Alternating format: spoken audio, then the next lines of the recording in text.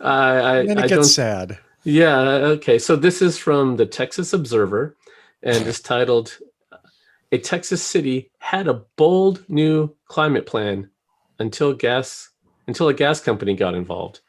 And this is a long, comprehensive story. I'm going to give you a few of the highlights, but you should definitely go check it out. And it's talking about Austin, the weird little part of Texas, and how they have this idea where they were going to look at shrinking their carbon footprint because it's an existential threat to human life on our planet. And they were going to eliminate gas use in new buildings by 2030, and then a plan to even further remove it from existing buildings by 2040. Well, speaking of existential threats, the gas company saw that as an existential threat to their business. So they got involved in this legislation, and they went through line by line making changes. So, for example, where it said electrification, they changed it to decarbonization. And that way it wouldn't it wouldn't rule out gas completely. And they where it said electric vehicles, they changed it to alternative fuel vehicles so that you could have compressed natural gas as an alternative fuel.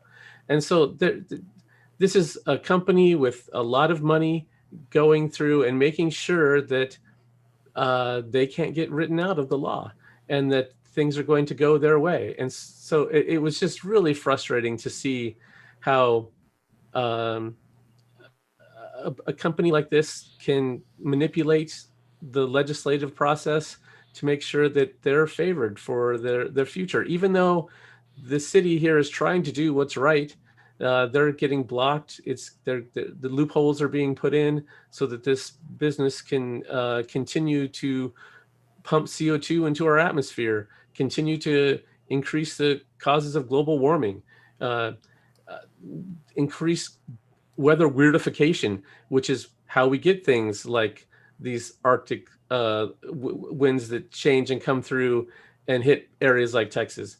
So it's really frustrating to see that even when there's a city trying to do the right thing, they're getting blocked at every turn. And like I said, this is very comprehensive. It talks about San Antonio. It talks about um, a lot of other aspects of this. And I suggest you go check it out. We need to stop letting Absolutely. people being regulated make the regulations. That's Yeah. ridiculous. Right. I think I would find myself getting drawn into a Texas Observer article, but yeah, these people are very good at what they do because they've been doing it for decades.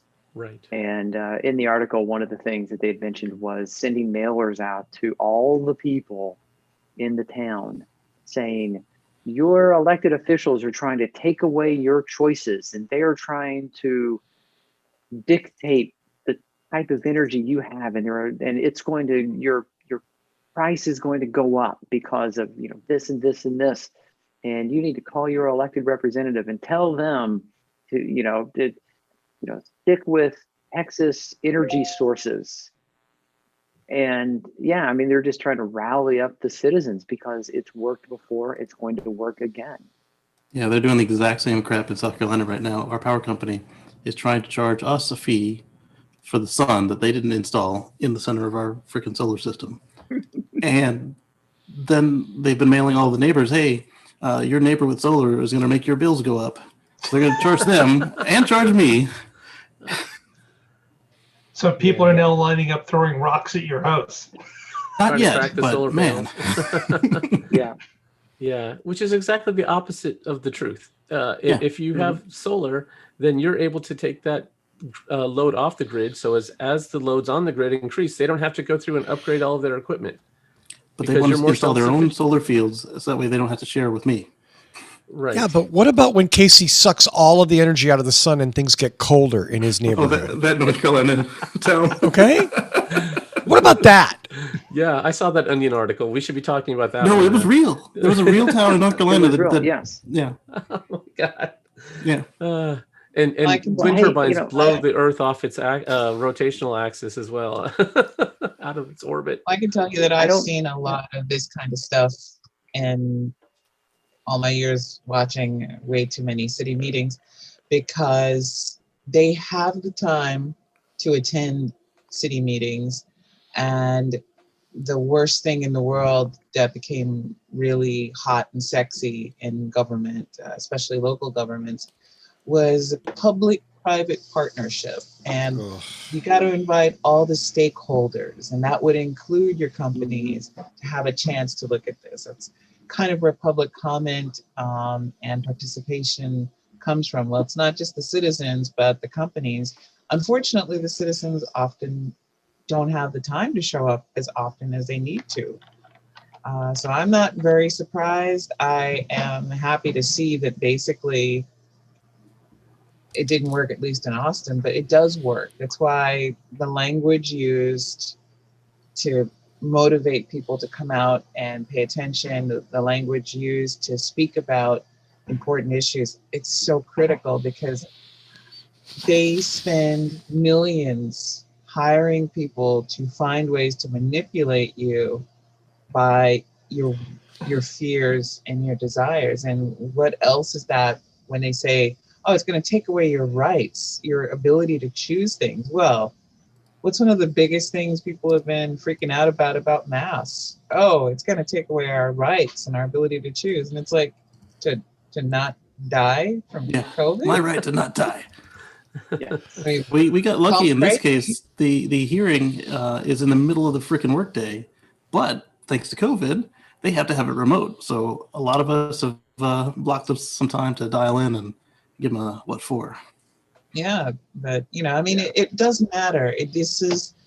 They manage to control the discussion, because a lot of times the people who know more are always, they want to go into detail. Well, but the problem is that the people who want you to go a certain way, they don't need to go into detail. They know how to hit the buttons with the right words. And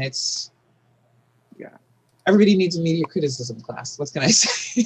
But yeah, And it's disturbing and when and you it's wrong. and when you look at it, if you go to any one person and say, would you be willing to spend a quarter to earn $1? I mean, every intelligent person should say yes to that. I'll spend a quarter to well, these companies are spending millions to make billions. Right. They'll hire people to just go to these meetings, take notes, and filibuster. They'll send out all the mailers they have to, because they can send them out at third class postal rate, 18 cents a mailer, and blanket a city and spend a few $100,000 stirring up fear and making people afraid so that they can continue making billions of dollars. This is Local ad nothing buys to on them. TV.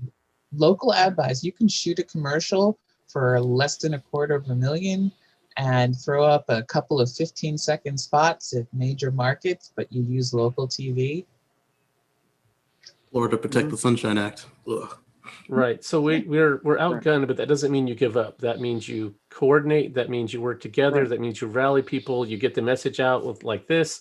That's the answer, is fight the good fight. I agree with Sure. that. I mean, to me, I find that people know a heck of a lot more about their local sports team than they do about policies that will affect their lives, far more than a Super Bowl win.